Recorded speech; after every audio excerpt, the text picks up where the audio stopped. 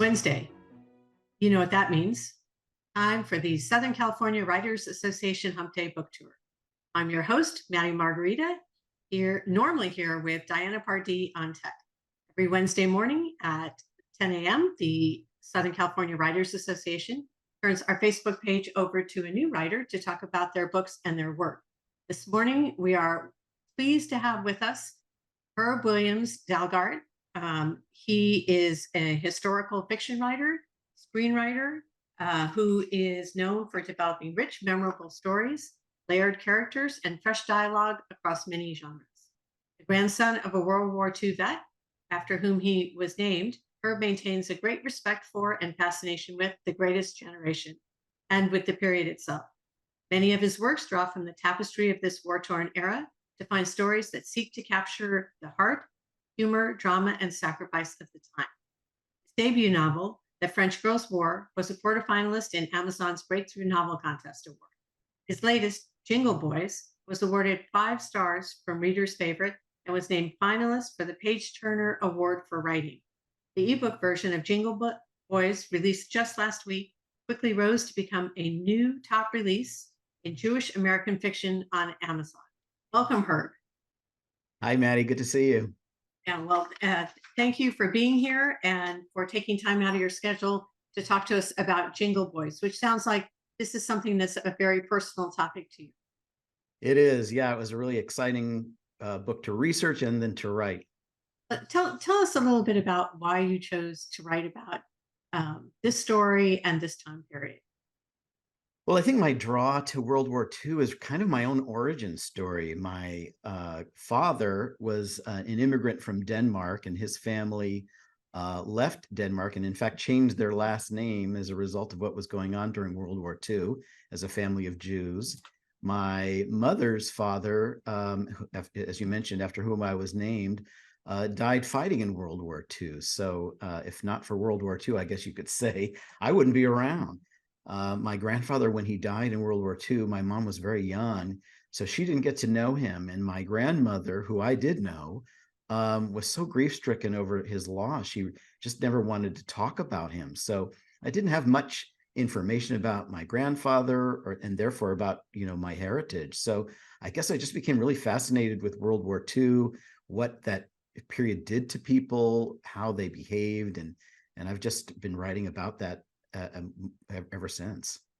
Well, I mean, that's such a huge endeavor that in that time period, it was so diverse. Where did this story about Wally come from? Yeah, How did that happen? Yeah, Wally's a complicated character. He's got anxiety neuroses, which I feel like nowadays, having lived through COVID, maybe all of us have some degree of anxiety.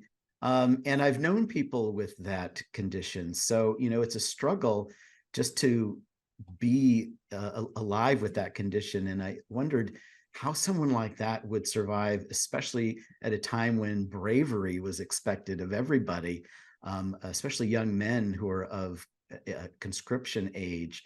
What would that do to a person, and what kind of struggle would that be? And that just kind of mulled over in my head for so long. I think that was the birth of Wally, just kind of transferring some of what we know about mental health issues now to a period of time when strength and bravery were expected. It seemed like a great opportunity for some drama and some character development. But it's such a unique story and plot, and I just think people will really enjoy being transported back to that time period. And I think you do a really good job of putting us in the place. So how did you do that? What were some of the things that are tools that you used to do that? Yeah, writing historical fiction is both a creative act, and it's an act of research. And for me, it plays to both sides of my brain, the analytical side that wants to learn all the details and the facts, and the creative side that really wants to dramatize some of that for an audience that'd be interested in the human part of that. So it's really kind of self-indulgent, I think, for me, because I love to learn and to learn about that period. And so as I explored that period, for me, it's also about the place. So much of this story takes place in New York. So I visited New York several times. I visited New York public libraries. I spoke with people who do research in that regard, and just learned a lot. I took subways, I took the path that my characters would take, and I really learned a lot. But of course, that was modern days. So some of the time stamp stuff, I had to actually do a lot of online research. And I was fortunate to find some personal journals of people that lived in that era, people that were conscribed into the army, and tell their story about being on a troop ship and things like that. So with a little digging, you can find things. It's a little bit of a rabbit hole, so it's easy to get distracted by the shiny objects that come with doing research. Look over here. No, look over here. You're right, right. So I always like to start with an outline and a kind of a character study, but I let myself go where the research and the data and the information take me. So there's plotters who always start with their plot. There's pantsers who write from this place of wherever the muse takes me, I go. I like to think of myself as more of a paraglider, where I have a plan, I know where I'm going, but if the wind takes me in another direction, I enjoy the ride. So it's a little bit of both, a little bit of plotting and a little bit of pantsing when I do historical fiction. But I think it's so interesting. And I think that readers of historical fiction crave the authenticity of the time period. And do does that make you nervous? Do you feel the responsibility to get things right? Or do you just hope that readers will go along with you? Yeah, I'm going to tell you a little secret. I think every book is a work of historical fiction, because I think we have to capture what's true for our characters at the time in which they exist.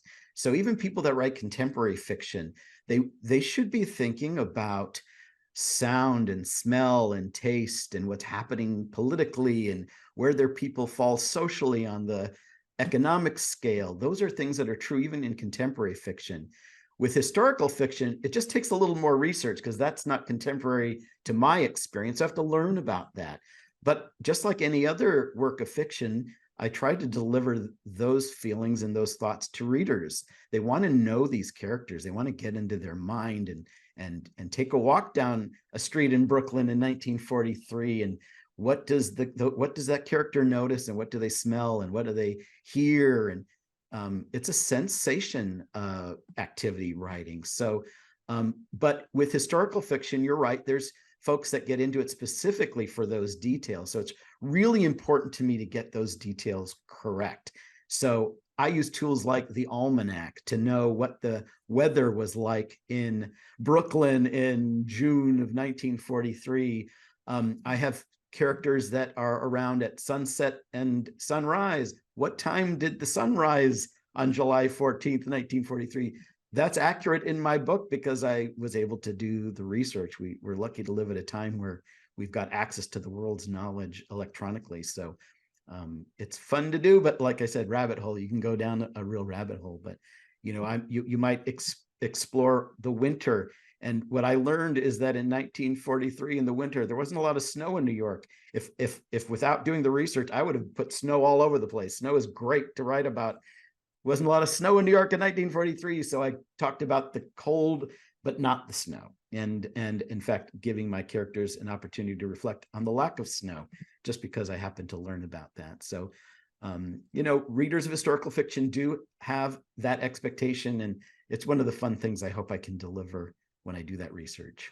I think it sounds so interesting. It might be a temptation to go down that path and to tip the balance of the story into the setting and all those interesting shiny objects that you were talking about, and forget about the heart of the story. But that's not what you did in this story. So tell us a little bit about the story itself and the emotional through thread of the story.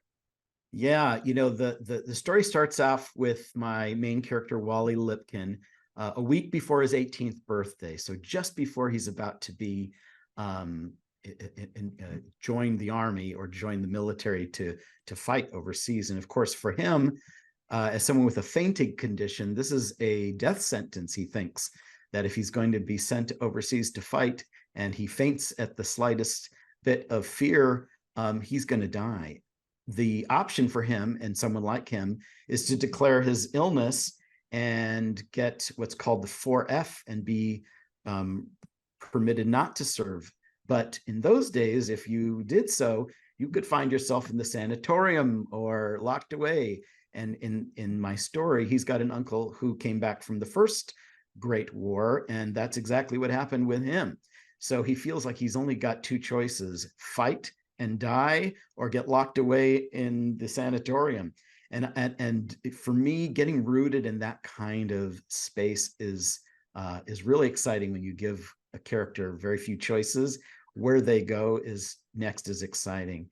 And then, the story takes him from there. He's got a brother and a friend, and he finds out that there's a jingle contest that's local. He's a piano player. His brother and friend are writers of music. They think if they join and attempt to win this jingle contest, it could be a way for him to not serve overseas. One of the prizes of the jingle contest, in addition to some money and local fame, is a government job right there in New York. So he said, this is it. And so he and his friends, of course, enter the contest. And I don't want to spoil too much, but the story goes from there. And his choices and his jingles start to lead him down a path that challenge some of the things that he wants to do. And of course, he is a patriot, he's a Jew, and he has a stake in the outcome of the war. So along the way, there's romance, and there's a little bit of intrigue, and there's some betrayal. So he has an adventure throughout the whole process, and I hope I've created an exciting protagonist that people are excited to follow, to learn about, and see where his adventure takes him. It sounds like a wonderful journey and experience. What do you hope that people take from the book when they finish it? Well, I'm always a fan that any one of us can make a difference, and that's kind of the theme of my first book, French Girls' War, and it was the theme for this book as well. I think we all sometimes feel powerless to change the events of our surrounding and our place in the world.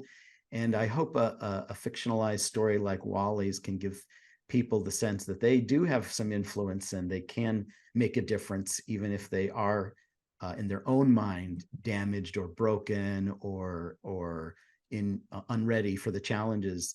I think that those are the stories of perseverance that appeal to me as a reader, and I try to imbue my own work with that sense of self-determination. I think that's true. I think everybody feels vulnerable at some point, and to have your flaws so upfront for everybody to see them has to be a terrifying situation. We become really good at hiding Yeah. our fears and our flaws over time, but not being able to do that has to be terrifying. Yeah. So I really like the setup, and I'm curious: do you think you're going to continue to write in this time period, because this is book 2 in that time period? Yeah, there's so many stories from World War II that we know, and there's still many that we don't know. And it's funny, I've got 2 kids, both of them are Gen Z and millennial. And they often think that Gen X, which is my generation, are somehow scrappy. We were latchkey kids. We were able to do things on our own. They're really impressed with what we did. But I'll tell you, Gen X, very fascinated with the silent generation, the greatest generation, and their sacrifice. Being a latchkey kid seems hardly anything when you consider that these folks faced draft and poverty and lack of resources and the fear of being invaded. They were actually bombed. Pearl Harbor was an attack on American soil. And so, it's funny to be thought of it as a Gen X or as hardy generation. I think there's a lot we can learn still from the greatest generation. And sadly, so many of those people are not with us any longer, and we're losing them every day. So I feel compelled, because of my personal connections to that period, to continue to mine that space for those stories. And as long as I can find them there, I'll continue to write from that space. But I'm also eager to write other stories. So, hopefully I've got more than a couple still left in me, and we'll see where the next one takes me. Well, I have a lot of confidence in that. So where can people find Jingle Boys? Great news. It's on Amazon now, ebook and paperback. It'll soon be in bookstores and libraries, probably in about 2 weeks' time. So pretty much anywhere you buy books, you can find Jingle Boys. Well, we wish you best of luck on this endeavor and on future endeavors. Thank you for being here, Herb. I know you have a busy schedule, so thank you for being here. Thank you, Maddie. Appreciate it. And thanks for all you do for writers. Well, it's fun, and I get to meet great people like you and spend time with our audience, who we appreciate being here as well. So if you enjoyed our interview with Herb, please feel free to share this video or go to SCWA Writers Online, where you can find my conversation with Herb Williams-Dalgart on YouTube, and find it along with 130 other interviews. So that's a rabbit hole of its own, Herb.